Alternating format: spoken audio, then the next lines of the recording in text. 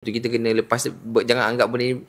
Yang saya paling takut sekali adalah bila semua dah 9 orang dah dilepaskan, dah tak ada lagi dah Messi. Habislah.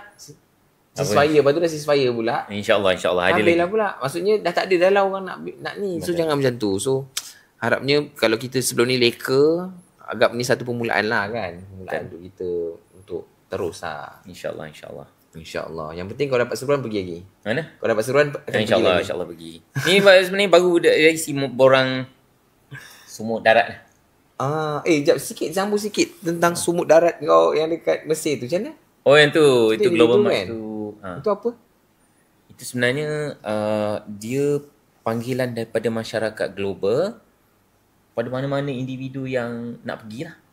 So saya pergi dan saya bawa anak saya sebab yang tu individu kan. Dia tak adalah pergi melalui proses vetted. Memang tak lepas lah. Baru umur 15 tahun. Tapi kita pergi atas kapasiti individu. 9 orang tu memang ada yang ada NGO semua. Tapi Allah alam saya rasa atas kapasiti individu. Because very unofficial. Dan pergi kat sana memang ada borang. Borang daripada Global Sumut punya ni. So dia kata bawa borang lah. Tapi dekat transit kat Dubai tu semua orang dah buang borang masing-masing. Sebab dengar cerita, dia check bag, tengok borang, hantar balik. Tak bagi masuk negara. So syukur semua orang buat benda sama walaupun tak diberitahu untuk buang.